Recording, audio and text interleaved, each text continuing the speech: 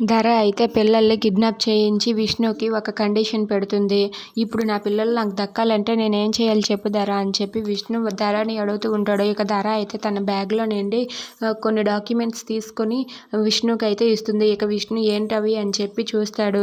అవి చూసేసరికి తన ఆస్తి మొత్తం తన పేరు మీద రాయమని ఆ డాక్యుమెంట్స్ పైన ఉంటుంది. ఇక ఆ డాక్యుమెంట్స్ చూసి ఏంటి ధర, ఇప్పుడు నా యావదాస్తిని నీకు రాసి ఇస్తే పిల్లల్ని వదిలిపెడతావా అని చెప్పి అంటూ ఉంటాడు.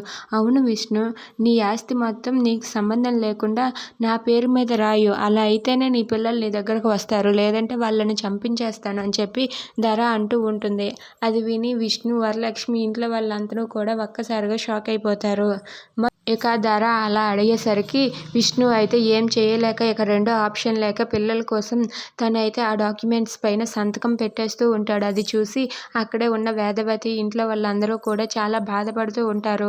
ఇక విష్ణు మాత్రం తన పిల్లల కోసం ఏం చేయలేక ధరకి తన ఆస్తి మొత్తాన్ని రాసి ఇచ్చేస్తాడు.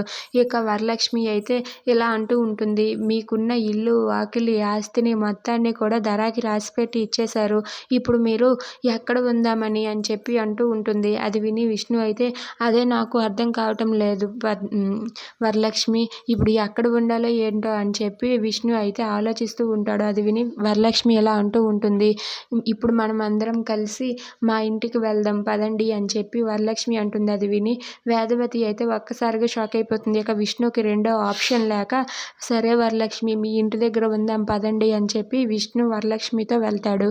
If you like this video please like, share and subscribe.